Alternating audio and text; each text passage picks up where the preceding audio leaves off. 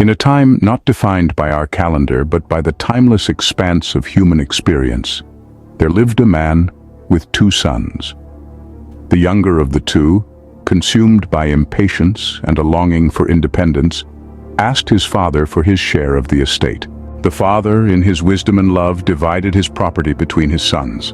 The younger son, now with his fortune in hand, embarked on a journey to a distant country. There, he squandered his wealth on reckless indulgences. After he had depleted his resources, a severe famine struck the country, leaving him destitute. In desperation, he found work feeding pigs, a job that left him so hungry that he longed to eat the very pods he was feeding the swine. In this moment of despair, the son had a revelation. He recalled the abundance in his father's house, even for the servants, and resolved to return home. He planned to confess his sins against heaven and his father, no longer considering himself worthy of being called a son, but hoping to be taken in as a servant. Upon setting foot on the path leading home, his father, filled with compassion, saw him from afar. The father ran to his son, enveloped him in a warm embrace, and kissed him. The son confessed his transgressions, but the father, in his joy at his son's return, ordered his servants to bring the finest robe, a ring, and sandals for his son. He even commanded a feast to be prepared, for his son who was once lost had now been found. Amidst the celebration, the older son returned from the fields.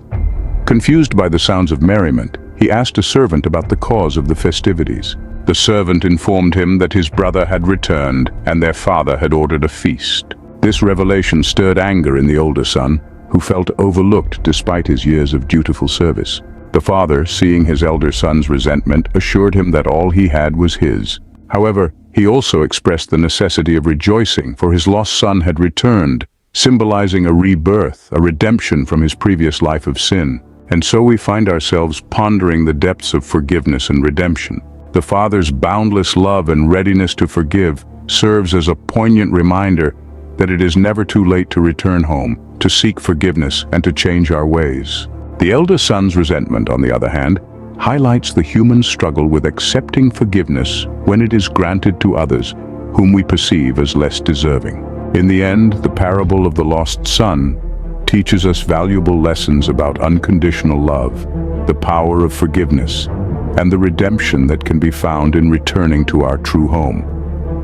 It also teaches that sometimes we think we know what's best when our fathers or other people know better due to their experience in life and don't want us to suffer the same they did. Patience is becoming a lost virtue, as is delayed gratification. So many men have succumbed to a life of crime or degeneracy due to wanting to have success now, just to end up failing because they cannot handle it. Let this be a lesson to all who watch this video. God bless.